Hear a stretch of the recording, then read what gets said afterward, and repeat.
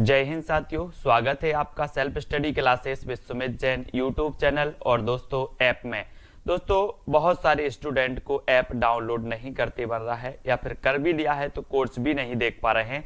तो मैं आज उनको बता दूं कि ये जो सेल्फ स्टडी क्लासेस इस प्रकार से जब आप प्ले स्टोर से करते हैं तो ये आपका वेल जो है आइकन उसमें लगा हुआ है ना।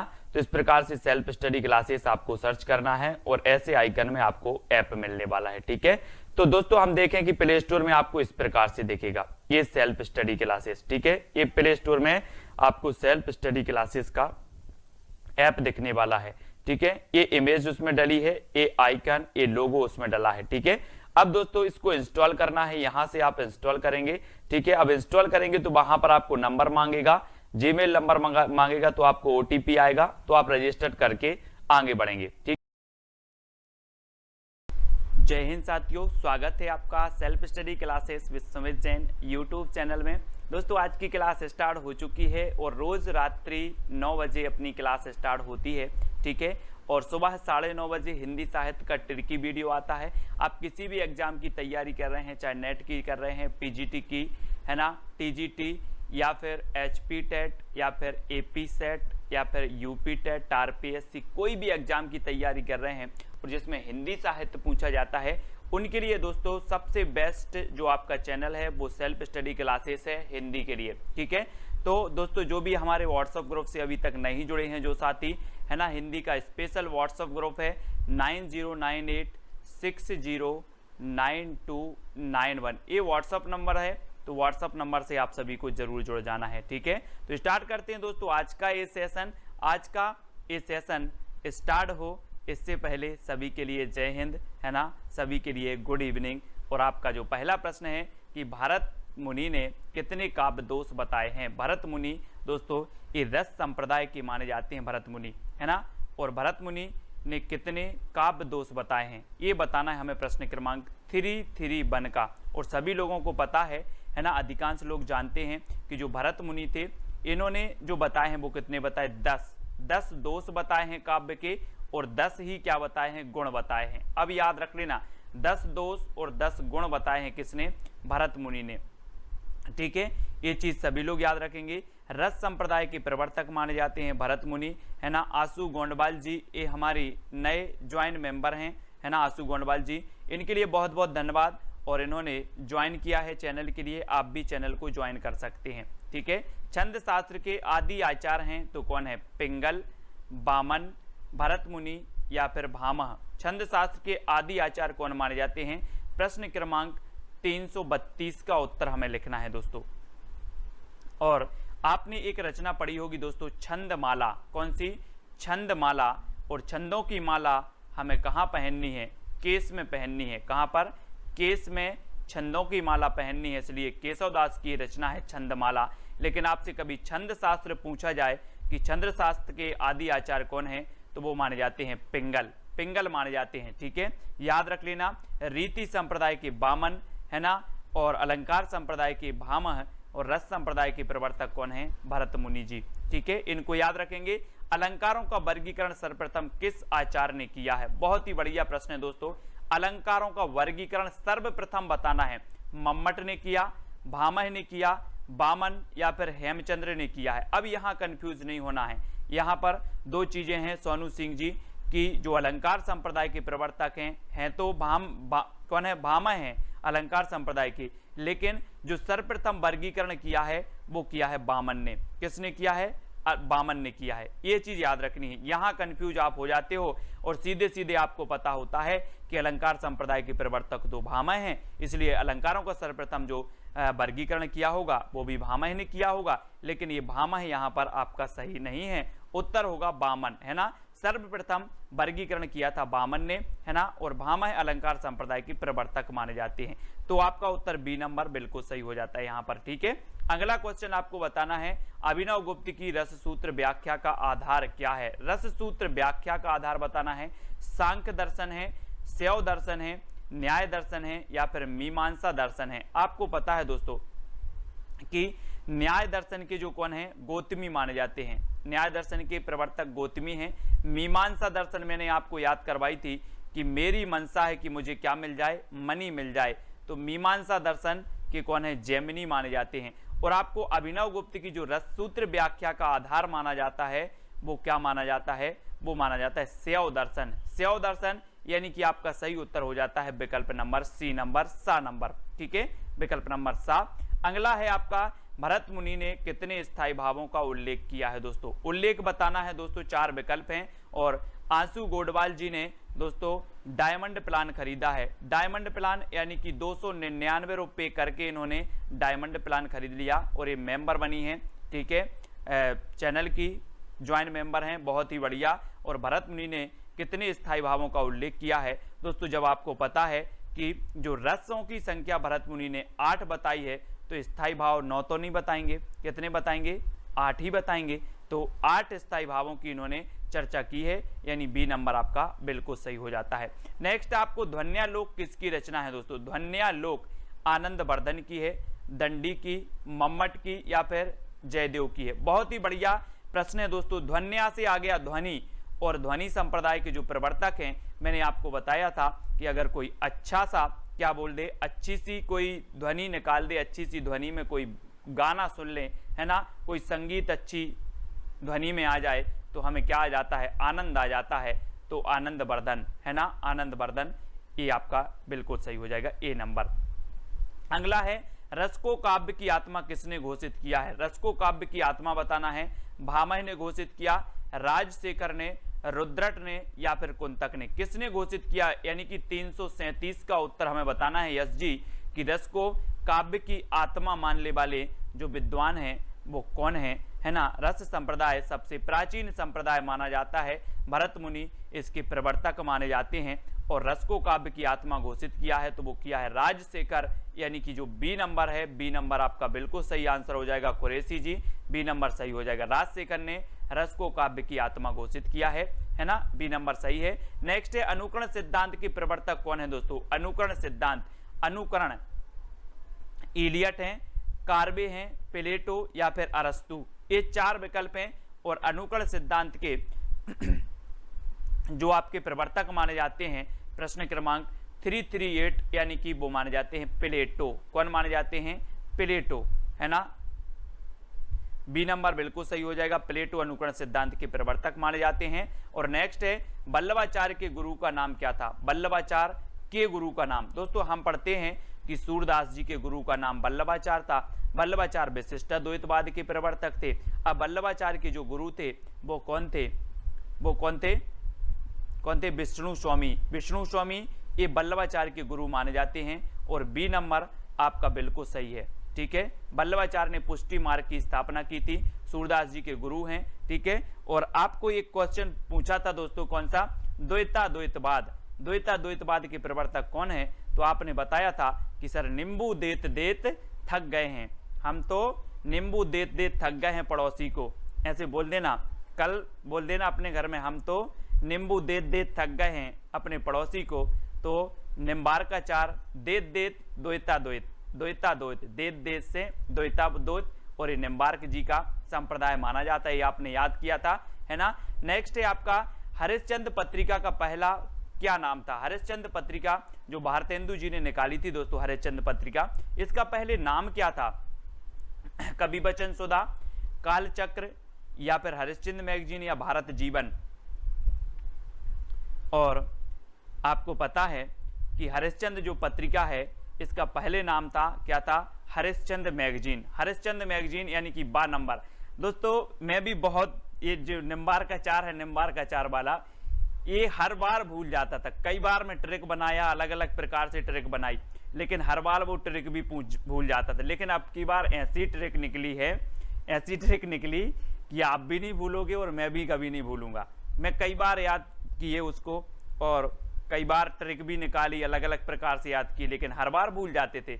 लेकिन अब की बार बहुत बढ़िया ट्रिक निकाली कि नींबू देत देत थक जाते हैं, है ना। और हरिश्चंद्र जो पत्रिका है इसका हरिश्चंद्र मैगजीन पहले नाम था, बी नंबर, बी नंबर इसका सही हो जाएगा। नेक्स्ट है केंद्रीय हिंदी निदेशालय भारत सरकार द्वारा प्रकाशित पत्रिका है। तो केंद्रीय हिंदी निदेशालय भारत सरकार द्वारा प्रकाशित जो पत्रिका है वो कौन सी है। विपाशा है, भाषा है, आजकल है या फिर अक्षरा है। ये 4 बताना है। और केंद्रीय हिंदी निदेशालय कुरैशी जी, ये भारत सरकार द्वारा प्रकाशित जो पत्रिका है वो कौन सी है, तो वो है भाषा पत्रिका, जो है केंद्रीय हिंदी निदेशालय भारत सरकार द्वारा प्रकाशित ये पत्रिका है, यानी बी नंबर आपका बिल्कुल सही हो जाएगा।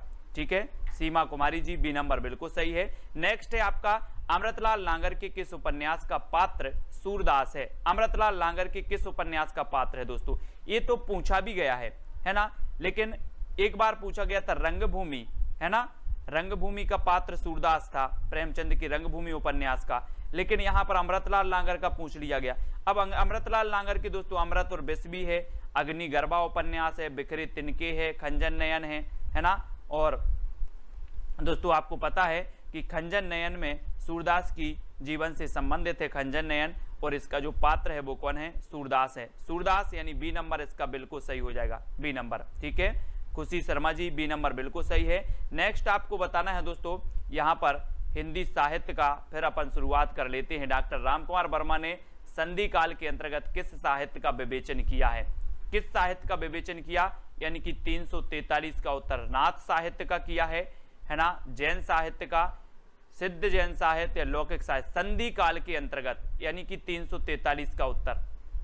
डॉक्टर रामकुमार वर्मा ने जो इन्होंने दोस्तों माना था संधि काल, जो प्रारंभिक इन्होंने काल माना था, और इन्होंने संधि काल के अंतर्गत किस साहित्य का विवेचन किया था, ये चीज हमें बताना है। और हाँ, मानस का हंस तुलसी से संबंधित है, वेरी गुड खुशबू सोनी जी।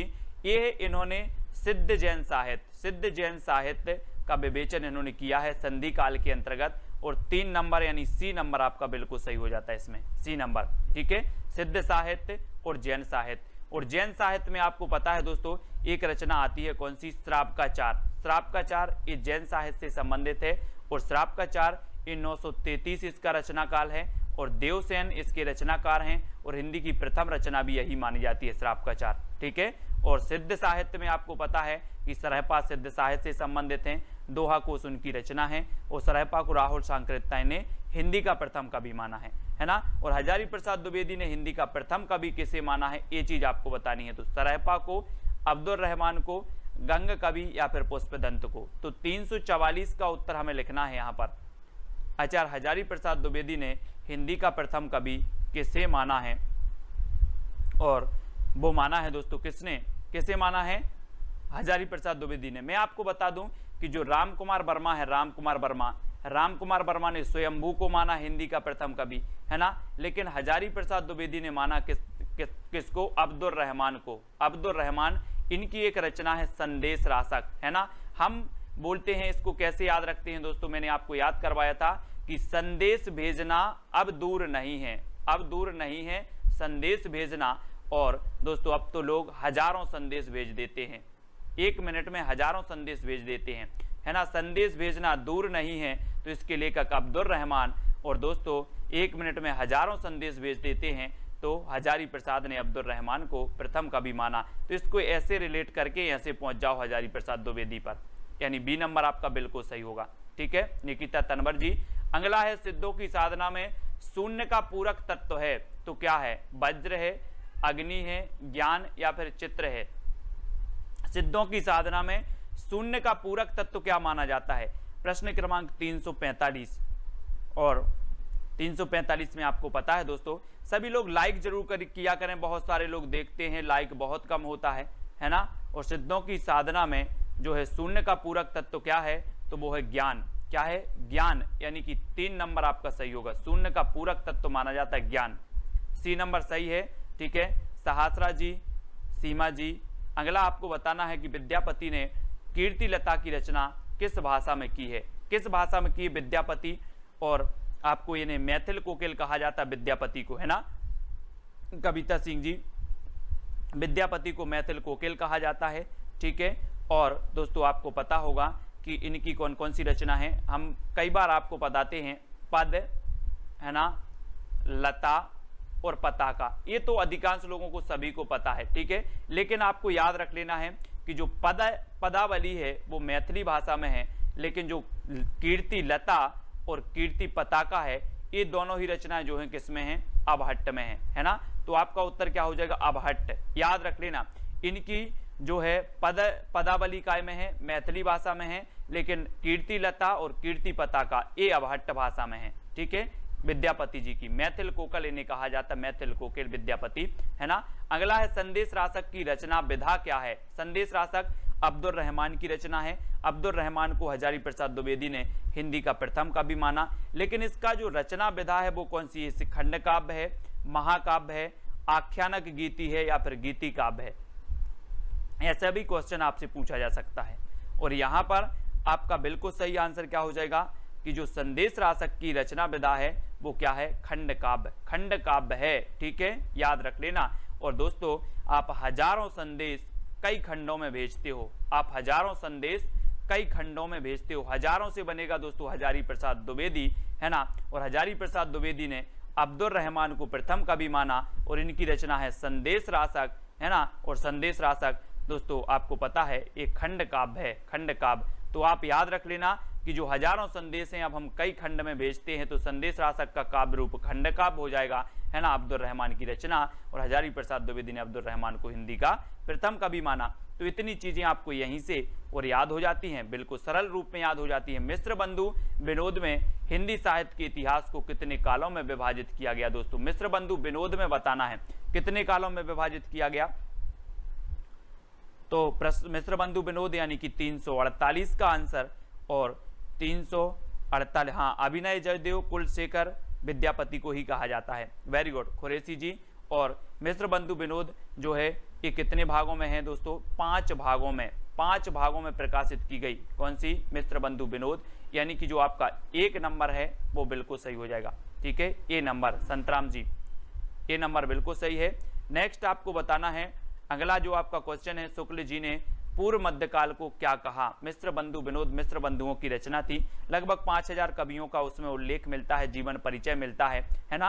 और शुक्ल जी ने पूर्व मध्यकाल को कहा है, तो क्या कहा है? पूर्व मध्यकाल और उत्तर मध्यकाल। इन्होंने दोस्तों भक्ति काल को 2 भागों में बांटा, उत्तर मध्यकाल को 2 भागों में बांटा, उत्तर मध्यकाल और पूर्व मध्यकाल। उत्तर मध्यकाल यानी कि दोस्तों आपका रीतिकाल, और पूर्व मध्यकाल यानी कि भक्ति काल, है ना। तो पूर्व मध्यकाल को जो कहा वो क्या कहा? भक्ति काल कहा। भक्ति काल यानी कि जो 1 नंबर है वो सही हो जाता है। ठीक है, भक्ति काल यानी कि दोस्तों आपका जो 1375 से 1700 का काल था वो भक्ति काल था, है ना। 1700 के बाद रीतिकाल आपका आया था, है ना। तो याद रख लेना भक्ति काल यानी कि दोस्तों संत काव्य धारा, राम काव्य धारा, कृष्ण काव्य धारा, ये सभी इससे संबंधित है, भक्ति काल से संबंधित। और भक्ति काल की मैंने टॉप 20 रचनाएं की ट्रिकी वीडियो आप तक प्रेषित किया है, वो भी आपको देखना है, भक्ति काल वाला। ठीक है, भक्ति काल का मैंने किया है 20 रचनाएं, आदिकाल की 20 रचनाओं वाला हो गया, है ना। रीतिकाल की टॉप 20 रचनाएं हो गई हैं, और भारतेंदु युग की भी टॉप 20 रचनाएं आज हो गई।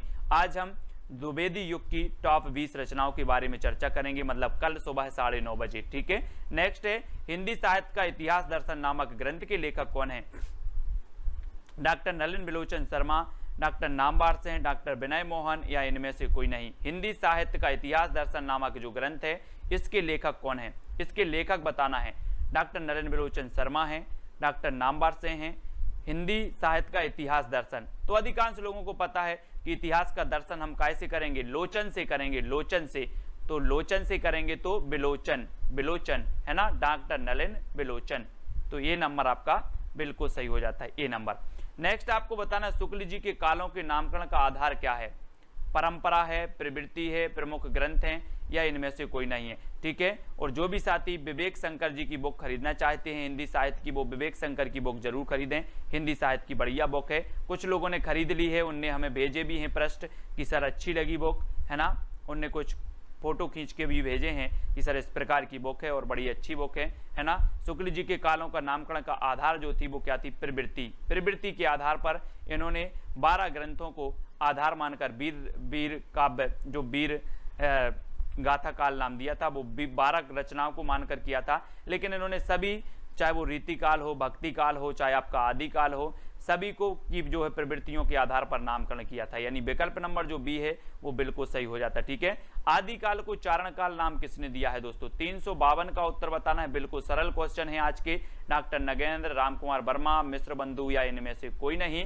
तो आदिकाल की जब भी बात होती है तो हम पढ़ते हैं, क्या पढ़ते हैं कि आदिकाल को विभिन्न प्रकार से अलग अलग नाम से अभिहित किया। और एक क्वेश्चन पूछा जाता है कि हिंदी साहित्य के इतिहास में सबसे विवादित जो काल रहा वो कौन सा रहा, तो वो आदिकाल ही रहा है। सबसे विवादित काल रहा और अलग अलग विद्वानों ने अलग अलग नाम दिए, ठीक है। लेकिन भक्ति काल सबसे कम रहा दोस्तों, भक्ति काल को भक्ति काल ही नाम दिया अधिकांश विद्वानों ने। और रामकुमार वर्मा ने चारण काल नाम दिया, यानी कि विकल्प नंबर जो 2 है वो आपका बिल्कुल सही हो जाता है, बी नंबर, ठीक है, बी नंबर। नेक्स्ट है श्रापकाचार्य की रचना कब हुई। इस श्रापकाचार्य मैंने आपको बता भी दी है कि श्रापकाचार्य हिंदी की प्रथम रचना है, ठीक है, प्रथम रचना है, 933 इसका रचना काल है, ठीक है, देवसेन की ये रचना है, ठीक है। तो ये रचना दोस्तों आप कभी कभी आपके मन में आता होगा कि श्रापकाचार्य हिंदी की प्रथम रचना है और हिंदी के प्रथम कवि माने जाते हैं, तो वो माने जाते हैं सरहपा, है ना, सरहपा हिंदी के प्रथम माने जाते हैं, श्रापकाचार्य हिंदी की प्रथम रचना मानी जाती है। तो यहाँ पर आपको कभी कभी डाउट होने लगता होगा कि ये कैसा सिस्टम है यार, है ना, लेकिन ये आपको सोचना है कि इन्होंने हिंदी का प्रयोग किया है, इन्होंने हिंदी की रचना नहीं की सबसे पहले, है ना, इन्होंने हिंदी का सर्वप्रथम प्रयोग किया है, ठीक है। लेकिन जो देवसेन साहब हैं इन्होंने हिंदी की रचना ही लिख दी सबसे पहले, ठीक है। देवसेन ने हिंदी की रचना लिख दी और सरहपा ने हिंदी का प्रयोग किया है, इन्होंने कोई रचना नहीं लिखी हिंदी में सर्वप्रथम, है ना। इसलिए श्रापकाचार्य हिंदी की प्रथम रचना और सरहपा हिंदी के प्रथम जो है लेखक कवि माने जाते हैं, ठीक है। और श्रापकाचार्य इन 933 ईस्वी इसका रचना काल है, यानी बी नंबर आपका बिल्कुल सही हो जाता है, ठीक है। आलाखंड के रचयिता कौन है दोस्तों। आलाखंड, हाँ, उन्होंने संधि काल भी नाम दिया है, इस चारण काल के पूर्व के काल को उन्होंने नाम संधि काल नाम दिया। 750 से 1000 के काल को संधि काल नाम दिया और 1000 के बाद का जो है, ठीक है। और आपको बताना है आलाखंड के रचयिता कौन है, चंद्रवरदाई, जगनेक, स्वयंभू या फिर शिवानंद जी। आलाखंड के रचयिता, आलाखंड जिसे कि दोस्तों परमाल रासो भी कहा जाता है। मैंने आपको याद करवाया था कि परमाल यानी कि दूसरों का माल, दूसरों की कोई सामग्री अगर कोई चुराता है तो वो जगता है। चोर क्या करते हैं, दूसरों की सामग्री चुराते हैं तो रात में जगते हैं, तो जगते से आपका क्या बनेगा, जगते हैं तो जगनेक, जगनेक पड़ेगा। और आला दोस्तों आपको पता होगा कि गाँव में आला पढ़ते हैं, आला पढ़ते हैं रात रात जगकर, रात रात जगकर लोग आला पढ़ते हैं, तो जगकर पढ़ते हैं तो जगनेक, ठीक है, याद रख लेना। और इस जग में आला का बहुत प्रताप है दोस्तों, आला का, ठीक है। अगला आपको बताना है भविष्यत कहा के रचनाकार कौन है। भविष्यत कहा अब्दुल रहमान, रहीम, धनपाल या फिर स्वयंभू। भविष्यत कहा ये हमने कल ही रचना कल भी पढ़ी थी कि भविष्य में हमें धन की चिंता होती है, भविष्य के लिए हम धन का संग्रह करते हैं, तो भविष्यत कहा कि रचनाकार कौन है, धनपाल। धनपाल हैं, अपभ्रंश के व्याकरणाचार्य भी माने जाते हैं, ठीक है ना। हेमचंद्र माने जाते हैं अपभ्रंश के, हेमचंद्र व्याकरणाचार्य माने जाते हैं। धनपाल की रचना है भविष्यत कहा, यानी 3 नंबर आपका यहाँ पर बिल्कुल सही हो जाता है, ठीक है, 3 नंबर। अगला क्वेश्चन है मिश्र बंधु 3 भाई में से नहीं है तो कौन नहीं है। दोस्तों मिश्र बंधु ये 3 भाई थे और तीनों जो भाई थे मिश्र बंधु नाम से लिखते थे, है ना। मिश्र बंधु विनोद इन्होंने ये रचना की है, 5 खंडों में प्रकाशित हुई मिश्र बंधु विनोद। और मिश्र बंधु विनोद में कौन नहीं है ये आपको बताना है। श्याम बिहारी मिश्र नहीं है, गणेश बिहारी मिश्र नहीं है, सुखदेव बिहारी मिश्र नहीं है या फिर कृष्ण बिहारी मिश्र नहीं है। तो ये 4 में से सही उत्तर क्या हो जाएगा मधुराज जी, उत्तर हो जाएगा आपका 356 में कि कौन सी नहीं है, कृष्ण नहीं है, है ना। श्याम, गणेश, सुखदेव, मैंने आपको याद करवाया था, श्याम, गणेश, सुखदेव, सुखदेव, ये आपकी एक ट्रैक है मिश्र बंधुओं की। ये क्वेश्चन पूछा जाता है, श्याम, गणेश, सुखदेव, ऐसे याद कर लेना है, ठीक है। श्याम, गणेश, सुखदेव ये मिश्र बंधु हैं, ठीक है। तो आपका डी नंबर बिल्कुल सही हो जाएगा, डी नंबर। नेक्स्ट है आदिकाल को बीज वपन काल की संज्ञा किसने दी है। और मैंने आपको कई बार बताया है कि जो बीज बोए हैं, अहिंसा के बीज बोए हैं, किसने, महावीर भगवान ने अहिंसा के बीज बोए हैं और अहिंसा का हम पालन करते हैं, मतलब किसी भी चीज की हिंसा नहीं करते। इस पृथ्वी पर आए हुए प्रत्येक प्राणी को जीने का अधिकार है, चाहे वो चींटी हो, चाहे एक छोटा सा कोई जीव जंतु हो, सबको जीने का अधिकार है ना। और यही महावीर स्वामी ने बताई कि आप अहिंसा का पालन करो, जिस प्रकार से आप जीना चाहते हो ऐसे ही सारे जो भी हैं क्या हैं, सारे लोग क्या करते हैं, जीना चाहते। गुरु शिष्य की मैंने वीडियो नहीं लाई, क्या अभी ला देंगे, है ना। बीज वपन काल ये महावीर प्रसाद द्विवेदी, यानी 3 नंबर, ठीक है, महावीर प्रसाद द्विवेदी, सी नंबर आपका सही है।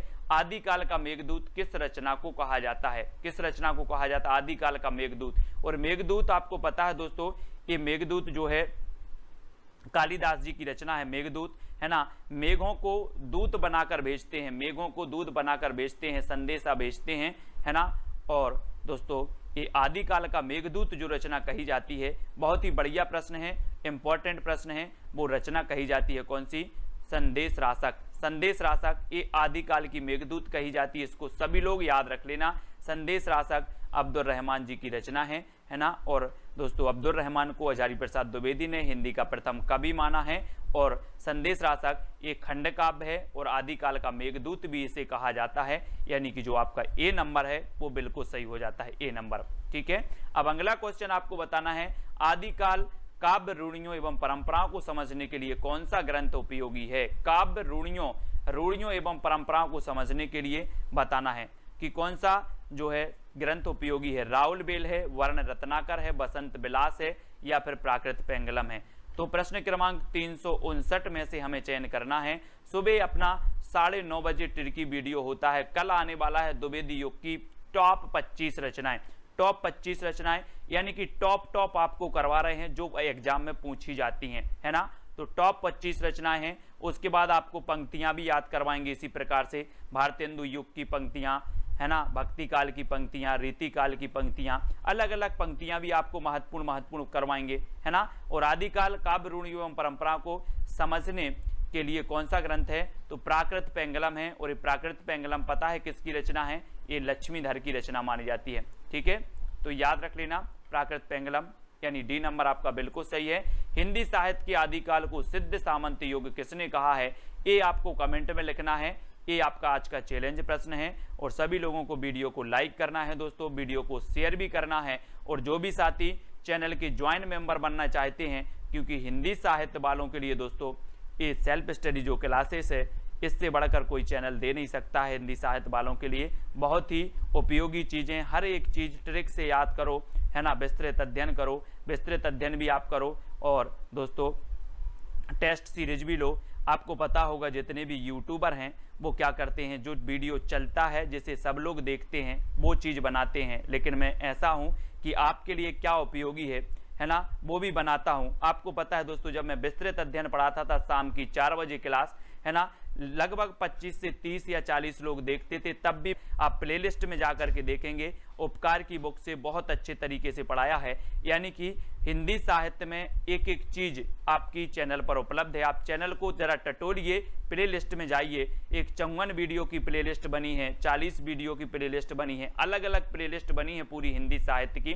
तो आप पढ़ें और वीडियो को लाइक करें। और ये हिंदी ट्रिक वाली वीडियो भी आपकी बनी है, ट्रिकी वीडियो भी बनी है, इसकी प्लेलिस्ट है हिंदी साहित्य ट्रिक्स, तो वो वाली बनी है। और रात में जो अपनी ये टेस्ट सीरीज बनी, इसकी भी मैंने प्लेलिस्ट बना दी है। तो सभी लोग चैनल को सपोर्ट जरूर करें दोस्तों, है ना, वीडियो को लाइक और शेयर जरूर करें। आपका ट्रिकी वीडियो मैं कैसे बनाता हूं, कैसे ट्रिक निकालता हूं, अलग अलग प्रकार से कोई भी ट्रिक निकालने में एक समय लगता है ना, समय लगता है। और समय के बाद जब ट्रिक निकलती है फिर वीडियो आप तक प्रेषित किया जाता है। तो दोस्तों हम देखें कि प्ले स्टोर में आपको इस प्रकार से दिखेगा ये सेल्फ स्टडी क्लासेस। ठीक है, ये प्ले स्टोर में आपको सेल्फ स्टडी क्लासेस का ऐप दिखने वाला है। ठीक है, ये इमेज उसमें डली है, ये आइकन, ये लोगो उसमें डला है। ठीक है, अब दोस्तों इसको इंस्टॉल करना है, यहां से आप इंस्टॉल करेंगे। ठीक है, अब इंस्टॉल करेंगे तो वहां पर आपको नंबर मांगेगा, जीमेल नंबर मांगेगा, तो आपको ओटीपी आएगा, तो आप रजिस्टर करके आगे बढ़ेंगे। ठीक